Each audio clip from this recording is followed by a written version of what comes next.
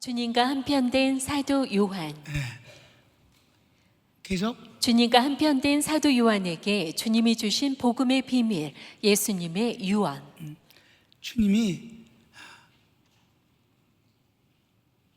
사도 요한을 엄청 사랑하셔서 사도 요한의 별명이 뭐예요? 주께서 사랑하는 제자라고 특별히 붙여진 이름이에요. 그래서 한편된 사이가 확인되는 것이 결정적인 내용이 이겁니다. 웬만하면 다 주님 편이죠. 누가 마귀 편이겠어요? 누가 세상 편이겠어? 주님 편이지. 그런데 정말 한편된 사이라는 제목이잖아요. 주님과 한편된 사이. 그러니까 이거는 양쪽이 한편이 되어야 된다는 것 아니겠습니까? 그러니까 사도 요한이 주님과 한편된 건 당연한 거고, 중요한 건 주님이 사도 요한 편으로 객관적인 증명이 되어야 된다는 것입니다. 그것 가운데서 여러 가지가 있는 중에 사도 요한을 하나님이 사랑하셔서 한편된 것에 대한 특별한 증명이 다른 제자에겐 절대 주지 아니한 복음의 비밀을 사도 요한에게만 주신 부분이 있다는 것입니다. 그게 두 가지인데, 하나는 예수님이 잡히시던 날 밤 유월절 바로 식사를 하시고 나서 유언이라고 내가 이름을 붙였습니다마는 그때 말씀하신 내용 얼마나 소중한 내용이에요? 아주 내용도 많다고. 요한복음 14장, 15장, 16장 이렇게 긴 내용을 왜 마태, 마가, 누가는 단 한 구절도 공유하지 않았을까? 왜 사도 요한만 기록했을까? 사도 요한에게만 주신 복음이다. 그들이 깨닫지 못해서 못 썼을 수도 있어요. 그게 이제 예수님의 유언 부분으로 우리가 지금 공부하고 있는데, 이 예수님의 유언 부분 14장, 15장, 16장 중에서 오늘 하고 다음 주일날 하면 16장까지 마무리를 다 집니다. 그런데 두 가지를 주셨는데, 하나는 예수님의 유언이고 또 하나는 요한계시록. 신약 성경에서 예언서는 요한계시록 딱 한 권입니다. 이것도 다른 제자들은 손도 못 댄 것입니다. 주님이 사도 요한 편으로서 증명해 주신 내용이다. 그래서 다음 주에 이 예수님의 유언이 끝나면 다다음 주부터는 요한계시록을 공부하기 시작합니다. 물론 내용이 좀 많아도 그걸 끝남으로 말미암아 비로소 7명의 주님과 한편된 사이에 대단원이 마무리가 됩니다. 약 3년이 걸려서 했습니다. 여러분, 공치사가 아니라 그냥 고백이잖아요. 내가 70살에 원로 목사가 됐다면 예수님의 유언편이라든가 이런 건 할 기회가 없습니다. 한편된 사이라는 것 자체를 하지 않았어요. 한 번도 안 했으니까 평생을. 준비는 신학교 학생 때부터 준비한 것인데 하고도 하지 않아요. 전하지 않았어요. 그럼 뭐 전혀 안 냈나? 아니지. 예수님의 유언이라는 주제로 우리 딴 데 가서 하긴 했어요. 그러나 한편된 사이라는 큰 제목으로 한 적은 한 번도 없습니다. 그러니까 뭐 모세, 또 대지상 엘리야살, 비느하스,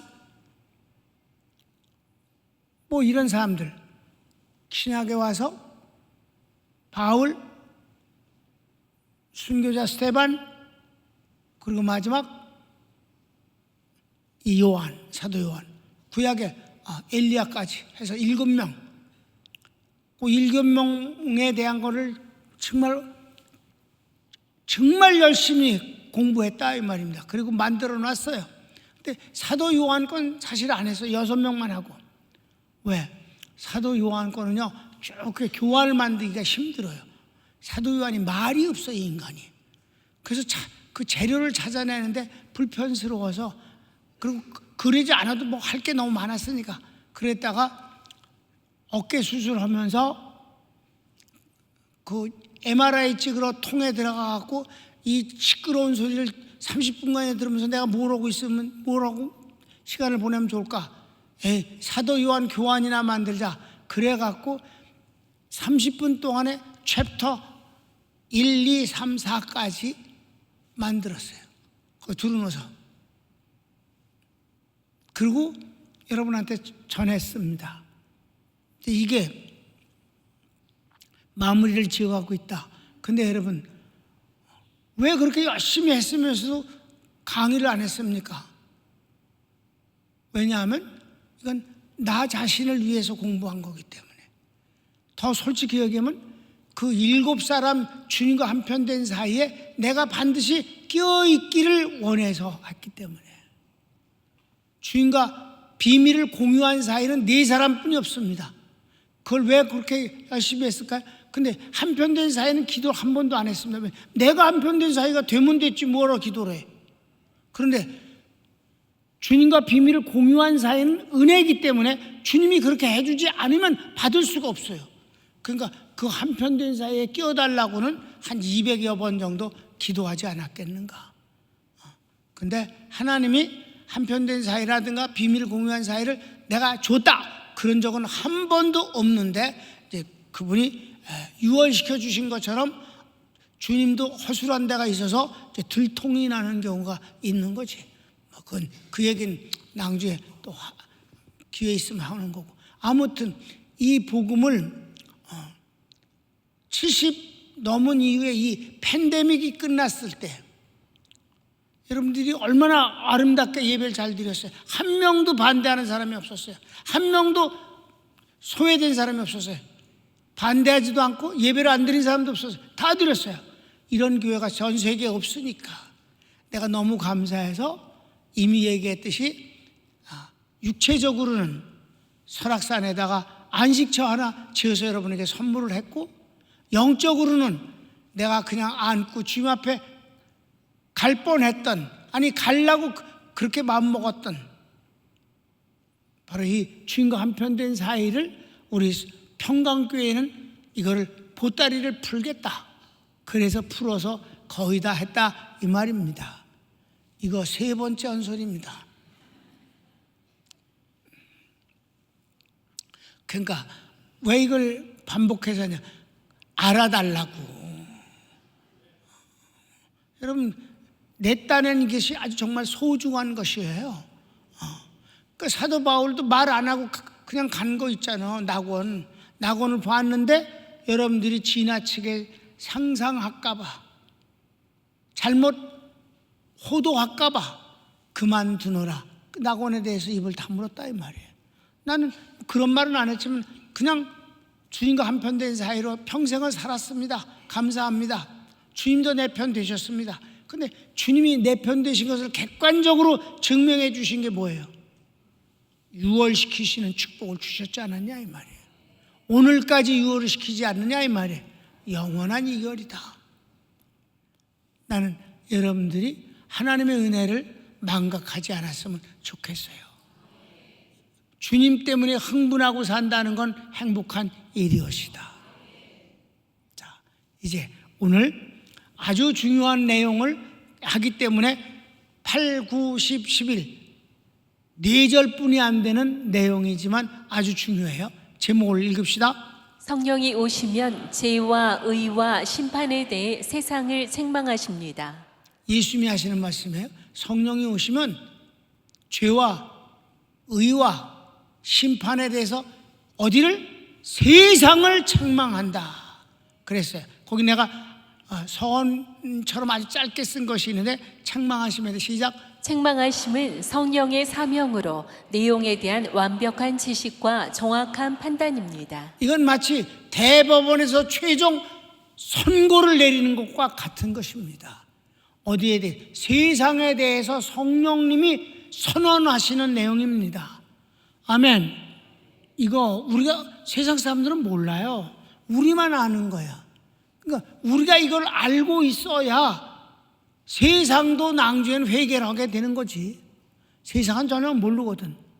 그럼 우리만 알고 있는 이 내용을 성령은 세상에 대해서 책망을 하신다고 그랬으니까, 자, 성경을 읽읍시다. 8절. 그가 와서 죄에 대하여 의에 대하여 심판에 대하여 세상을 책망하시리라. 네. 그러면 이제 구체적으로 1번, 죄에 대하여라 함은 나를 믿지 않은 것이요 죄의 주체는 사람입니다. 여기 주체가 각각 달라요. 죄의 주체는 사람이에요. 사람은 다 죄성을 갖고 있어서 죄를 짓지 않은 사람이 한 명도 없습니다. 몽땅 죄인입니다. 그런데 하나님이 성령님을 통해서 선언하시는 내용은 뭐냐면, 죄가 많은 종류가 있으되 가장 큰 죄는 예수님을 믿지 않는 죄라는 거죠. 세상은 그거 생각지도 않았습니다. 살인죄가 제일 큽니까? 나라의 반역죄가 제일 큰 겁니까? 뭐 별의별 죄들이 많은데, 성령이 분명하게 선언하시는 건 예수님을 믿지 않는 죄가 제일 큰 죄다. 자, 설명을 들어봅시다. 하나님에 대한 불신은 모든 죄의 근본입니다. 하나님을 떠나고 하나님을 대항합니다. 도덕적 죄는 열매일 뿐입니다. 도덕죄 죄 따위는 여기서 다루지도 않는다 이 말이에요. 아주 간결하게 선언합니다. 죄에 대하라 함은 세상이 예수님을 믿지 않는 것이다. 여기서 죄라는 단어가 하말티아라는 단어인데, 하말티아라는 이 단어는 무슨 뜻이냐면, 화살을 쏘는데 엉뚱한 데를 향해서 쏜다는 거예요. 관역을 향해서 쏴야 되는데 아무 데나 대고 시위를 날린다는 거예요. 죄는 하나님의 뜻을 거역하고 반대하고 대항하는 게 죄라는 것입니다. 개인적으로 도덕적인 죄를 짓고 흉악범 그거를 말하는 게 아니에요. 주님을 믿지 아니하면 방법이 없기 때문에 그게 죄라는 거예요. 자, 9절을 읽읍시다. 죄에 대하여라 함은 저희가 나를 믿지 아니함이요. 아주 간단합니다. 이걸 우리는 믿어야 합니다. 가장 큰 죄가 뭐라고요? 주님을 믿지 않는 죄예요. 그러면 2번은 의에 대하여라 함은 내가 아버지께 감이요. 의의 주체는 예수님입니다. 죄의 주체는 인간이고 의의 주체는 예수님입니다. 자, 설명을 좀 읽읍시다. 구원의 값을 완성하신 주님이 하나님께로 가십니다. 하나님께서 이를 의로 인정하시고 이 의를 선물로 주시며 의롭다 칭하십니다. 예수님이 의예요. 오늘 본문을 읽읍시다. 10절. 의에 대하여라 함은 내가 아버지께로 가니 너희가 다시 나를 보지 못함이요. 간단해. 의가 뭐냐면 예수님이 아버지께 간다는 거예요. 그게 의라는 거예요. 그럼 이건 설명이 필요하잖아요. 아버지께 간다고요? 그게 의라고요? 이게 무슨 뜻입니까? 이건 이제 설명을 해야 돼요. 자, 로마서 3장 21절은 로마서는 기독교의 교리서를 말하는 거예요. 1장부터 3장 20절까지는 죄악론입니다. 결론은 이겁니다. 의인은 없으니 하나도 없으며 한 사람도 의인은 없습니다. 그런데 21절이 하나님의 구원론이 시작되어지는 첫 절인데, 첫 절이 뭐라고 그래? 시작. 이제는 율법 외에 하나님의 한 의가 나타났으니 율법과 선지자들에게 증거를 받은 것이라. 아멘. 그러니까 이 구원론이 시작될 때 첫 단어가 이제 눈이라는 헬라어인데 무슨 뜻이냐면, 무대가 이렇게 있는데 휘장이 내려져 있어요. 그럼 객석의 사람들이 그 휘장이 올라가길 기다리고 있습니다. 조용하게. 그럼 불이 켜져 있다가 불이 사르르 꺼지면서 띵띵 하면서 신호음이 들리는 것과 동시에 휘장이 올라갑니다. 올라가면 그 안에 준비된 그 무대가 조명 속에서 짠 하고 나타난다 이 말입니다.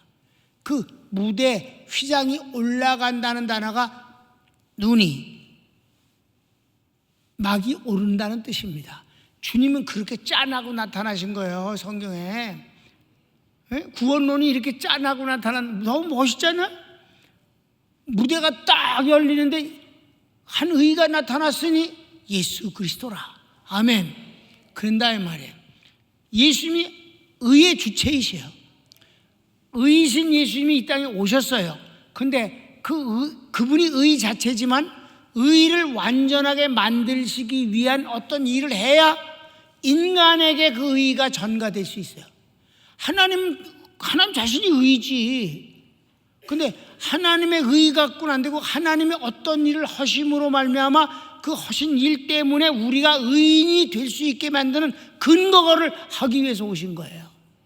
그럼 그분이 의를 위해서 하신 일이 뭐예요? 인간에게 이미 내려진 죄인에게 선고되어진 심판과 저주를 그 몸에 다 받으십니다.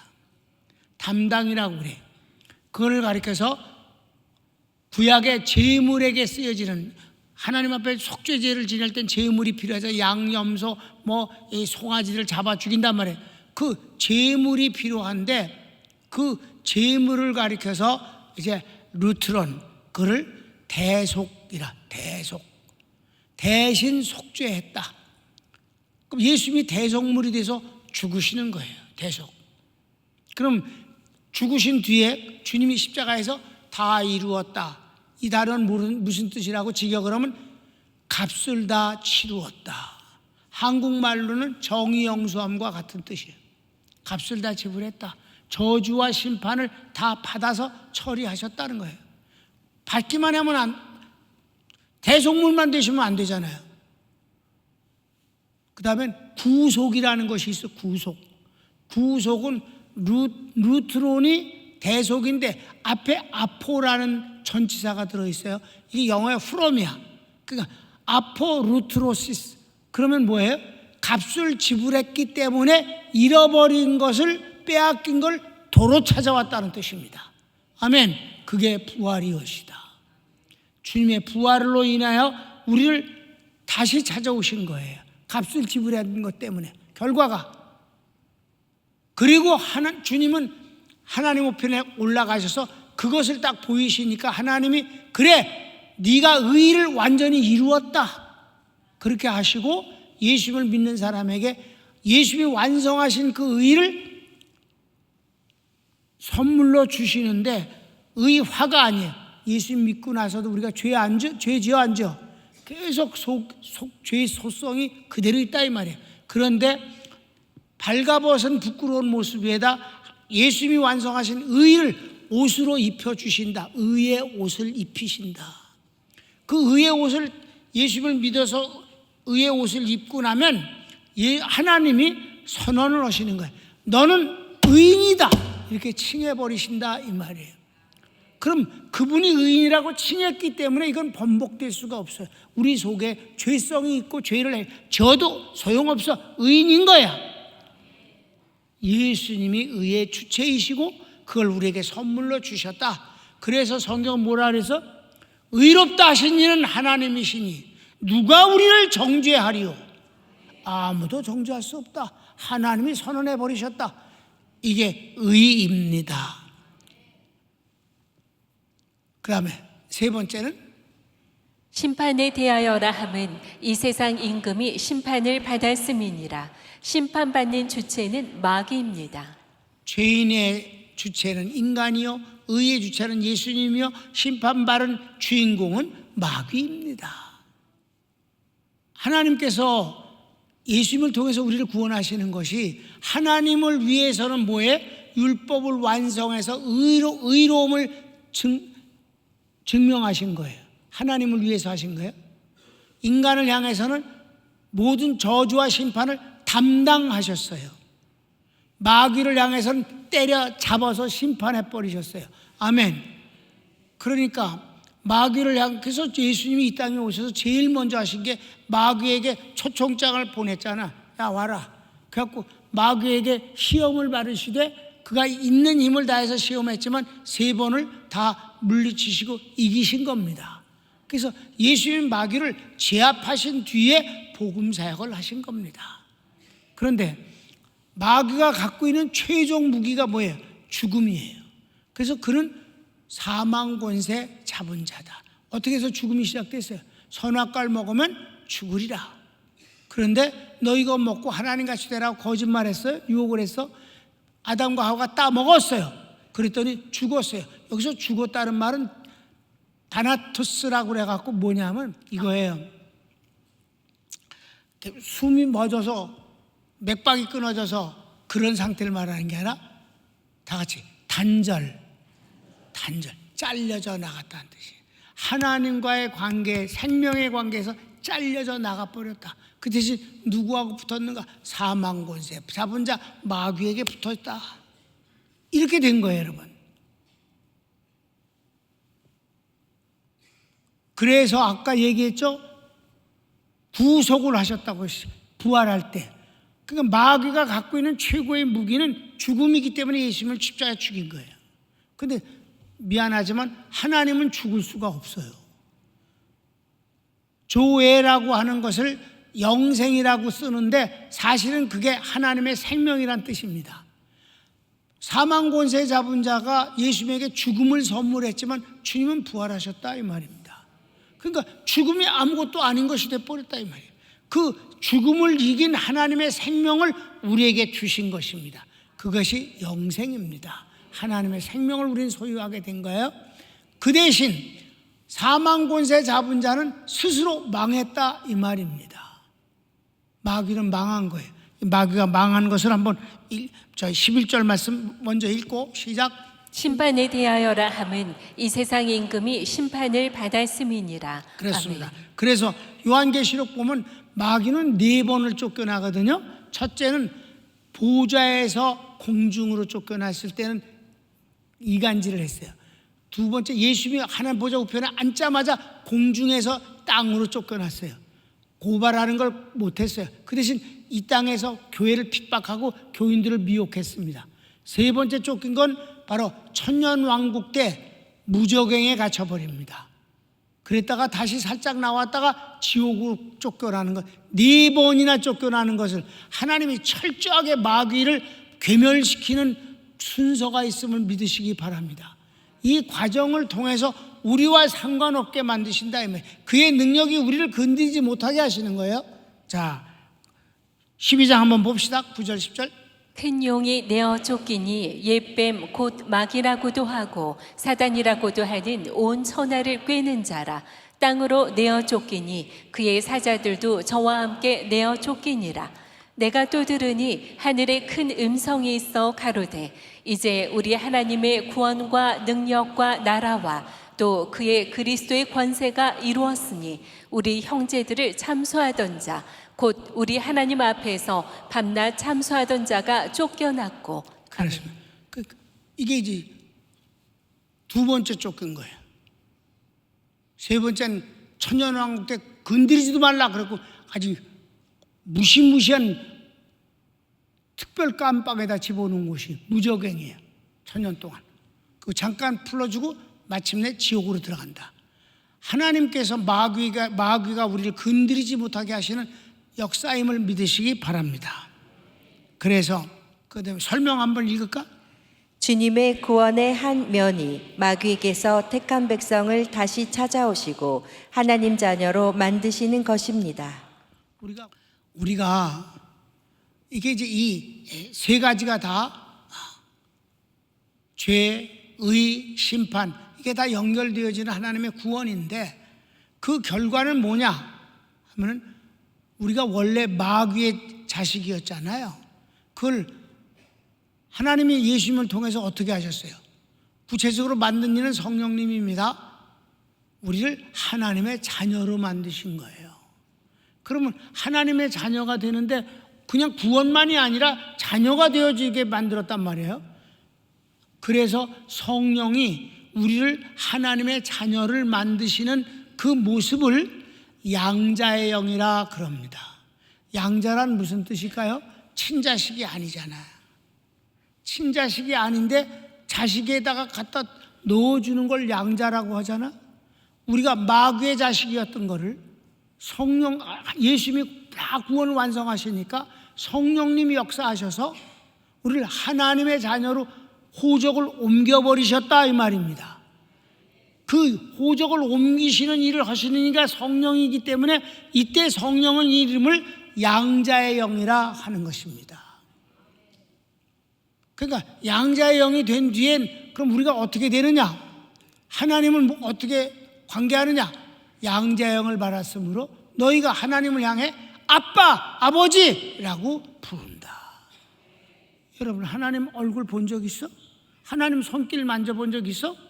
하나님 모르잖아. 그런데도 불구하고 여러분이 맨날 아버지, 아버지 해야 되잖아. 하나님 아버지 한단 말이에요. 이게 성령님이 아니면 불가능한 일이다. 아버지. 근데 재미있는 것은 양자의 영이 너희가 이제는 두려워하는 영, 곧 마귀의 영을 받지 아니하고 양자의 영을 받았으므로 너희가 하나님을 향해서 아빠, 아버지라 부르느니라. 아주 너무 재미있는 말이에요. 여기 아빠라는 말은 어린아이가 아버지를 부를 때 부르는 용어예요. 그 다음에 아빠, 파테르는 그냥 일반적인 아버지라는 단어입니다. 아빠, 아버지라 부르느니라. 아멘. 그 아빠라고 부르는 건 아주 사랑과 친밀, 의존, 이것이 아주 절절할 때 부르는 거예요. 자, 이게 결어예요. 성경을 읽고 마치겠습니다. 무릇 하나님의 영으로 인도함을 받은 그들은 곧 하나님의 아들이라. 너희는 다시 무서워하는 종의 영을 받지 아니하였고 양자의 영을 받았으므로 아바, 아버지라 부르짖느니라. 성령이 친히 우리 영으로 더불어 우리가 하나님의 자녀인 것을 증거하시나니 자녀이면 또한 후사, 곧 하나님의 후사요 그리스도와 함께한 후사니 우리가 그와 함께 영광을 받기 위하여 고난도 함께 받아야 될 것이니라. 아멘. 자녀이면 후사는 무슨 뜻이에요? 상속자예요. 재산을 상속한다는 거예요. 자녀면 그냥 자녀로만 사는 게 아니라 정식적인 모든 것을 다 상속받는 사람이다. 누구와 똑같이 예수님과 똑같은 상속자가 되었은즉. 어마어마한 말씀 아닙니까? 난 이 말씀 믿고 흥분하고 좋아합니다. 내가 그렇게 해달라는 게 아니잖아. 성령님이 그렇게 하시는 거잖아. 자녀이면 후사니라.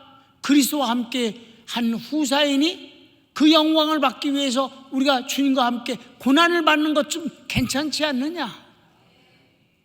할렐루야. 여러분, 예수 믿는 사람은요 항상 흥분할 수 있어요. 흥분할 수 있는 게 한두 가지가 아니에요. 여러분, 하나님의 상속자임을 믿으십시오. 에이, 제가 그러지 말어, 제발. 맞습니다. 저는 상속자입니다. 하나님의 상속자입니다. 손을 모읍시다. 오늘 여러분, 주님께서 사도 요한에게 주신 이 유언 가운데서 성령님의 역사가 너무 놀라운 말씀을 주셨습니다. 성령이 세상을 책망하시는데 죄와 의와 심판에 대해서라고. 오늘 여러분은 이 복음에 대해서 확실하게 정립이 됐을 줄로 믿습니다. 다 같이 주여 한번 부르기도 합시다.